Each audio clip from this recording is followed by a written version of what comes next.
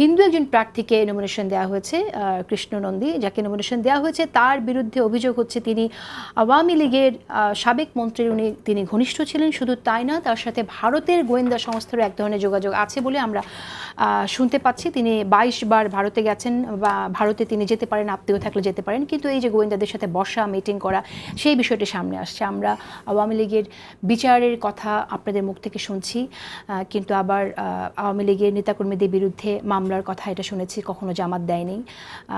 সর্বপ্রথম আমরা জামাতের আমিরের কাছ থেকে সাধারণ ক্ষমার কথা শুনেছি।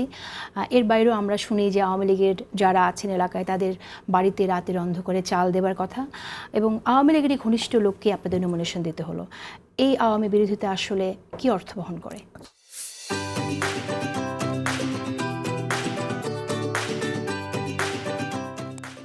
মামলা বাণিজ্যে যেমন আমার এখনও মনে আছে এক টক শোতে এই নীলুফার আপা বলছিলেন জামাত, এই আপনি যে প্রশ্ন করলেন একই প্রশ্ন করেন, জামাত তো কোনো মামলা দেয়নি, বিএনপি সব মামলা দিছে, এবং তিনি বলছেন বেশিরভাগ মামলা। না, আমি তার কথা কোট করতেছি, আপনার না, তার কথা কোট করতেছি, আপনি এটা দেখতেও পাবেন। বলছে বেশিরভাগ কিছু মামলা দিছে এবং বেশিরভাগ মামলায় ভুয়া, এই কথা বলছিল।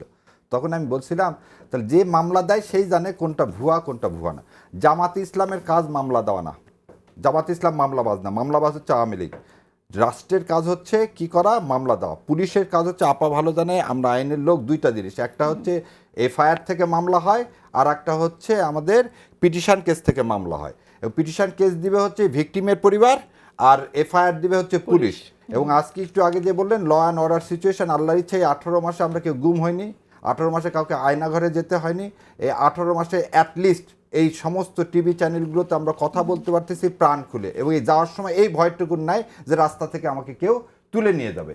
এই যে একটা শান্তি, এই যে শান্তির মধ্যে আছেন আপনি, যে কথাটা এখন আর এক দিকে নিয়ে গেলাম, শোনেন, মামলা দেওয়া জামাতের কাজ না, তো মামলা দেওয়া পুলিশের কাজ, সরকারের কাজ। সেটা সে কাজটা কেন জামাত ইসলাম করবে? এবার আপনার মামলা দেবেন না, আপনি ভুক্তভোগী হলে তো ভুক্তভোগী পরিবার মামলা দিবে, সেটা তো ভুক্তভোগী পরিবার মামলা দিবে, হয় জামাত ইসলাম। এটা তো এই নোশনটাই খারাপ, এটা আওয়ামী লীগ নষ্ট করে দিয়েছে।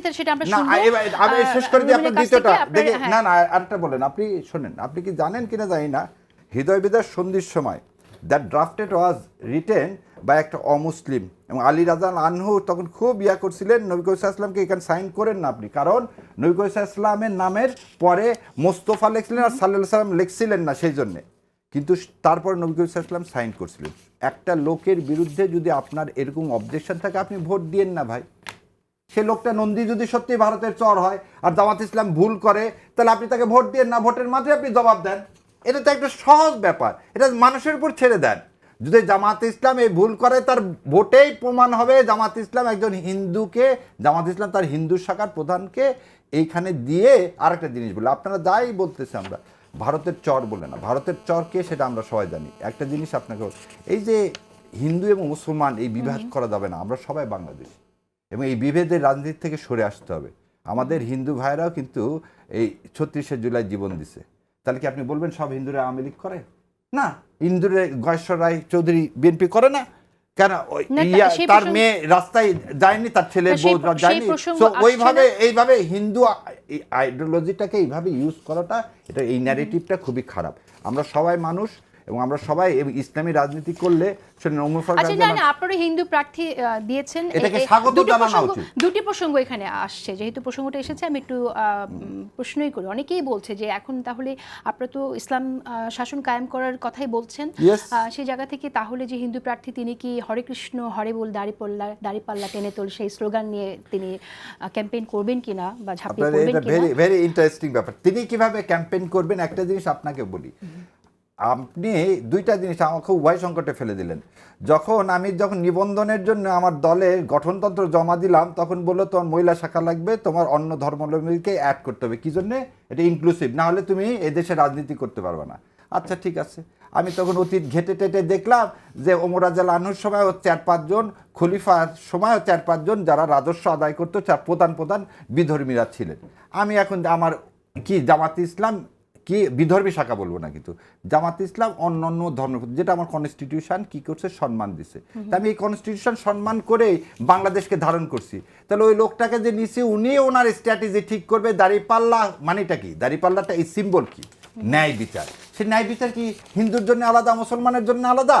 ন্যায় বিচার সবার জন্য এক। The parameter is same. আল্লাহ বলছে মিজান, মিজান মানে কি? ন্যায় বিচার। আর আল্লাহ হচ্ছে কি আমার আপনার, তাই ব্রহ্মা মানে কি? আর আমি এই যে একটু শুরু করছিলেন যে পূজা রোজা, এটাকে আমি খুবই অপছন্দ করি, এই ধরনের কথা বলা উচিত না, এবং এটা আমার পার্সোনাল মত বলতেছি যে যারা এটা বলছে তারা ভুল করছে। ঠিক আছে, ধন্যবাদ আপনাকে। একটু ছোট করে একটু বলি যে আপনারা হিন্দু ভোট নেওয়ার জন্যই যদি দিয়ে থাকেন, সেটাও যদি শুনি যে হিন্দু ভোটারদেরকে আপনারা আশ্বস্ত করতে চান তাদের জন্য আপনি ইসলাম কায়েম করবেন এবং তাতে তারা রক্ষা পাবে, এবং এটা ইসলামের বাণী, অন্য ধর্মাবলম্বীদের রক্ষা করা। ঠিক আছে, এটা কোনো অন্যায় না। আপনারা ইনক্লুসিভিটির কথা বলছেন, নারী কোনো প্রার্থী দিলেন না যে? এটা খুব ভালো কথা বলছেন বোন। আমি চাই আপনার মতো মেয়েরা সংসদে আসুক, এবং আমি এটা জামাত ইসলামকে কনভয় করব, আমি জামাত ইসলামকে কনভয় করব। না শোনেন না বোন, শোনেন, আমি বোন আপনাকে প্রথম দিন থেকে বোন বোন বলি, এবং আপনি যত সুন্দর ভোকাল, আমার ইনশাল্লাহ আমি আল্লাহর কাছে দোয়া করি আপনার মতো মেয়েরা জামাত ইসলামের হয়ে সংসদে আসুক, এবং ইনশাল্লাহ সে দোয়া যেন আল্লাহ কবুল করে, এবং আপনি জামাত ইসলামের হয়ে যেন সংসদে আসেন, সেজন্য আমি খাস করে দোয়া করব। এবং আমি জামাত ইসলামের আমির জামাতকে এই কথাটা অবশ্যই পৌঁছাবো যে আপনার মতো মেয়ে, এত সুন্দর জ্ঞানী মেয়েদেরকে বাইরে রাখা ঠিক হবে না, এনাদেরকে সংসদে নিয়ে আসতে হবে ইনশাল্লাহ। সাংবাদিকতা করবে কি? না না, সাংবাদিকতা আমার বোন তখন বোন একটা জায়গায় আইন তৈরি হোক, তারপরে না না বোন, আমি আমার বোন হিসাবে আমি চাই আমার বোন আসুক সংসদে। না না না, প্রশ্ন এড়িয়ে যায় না, নারী প্রার্থী এখন তো আমাদের প্রার্থী কনফার্ম হয়নি। আর বললাম তো আপনারা, সেই জন্যই বললাম এখনো সুযোগ আছে ইনশাল্লাহ। আপনাকে চাইলে দিব, আপনি চাইবেন না, আপনাকে যাতে নিয়ে যাওয়া হয় সে ব্যবস্থা করা হবে ইনশাল্লাহ।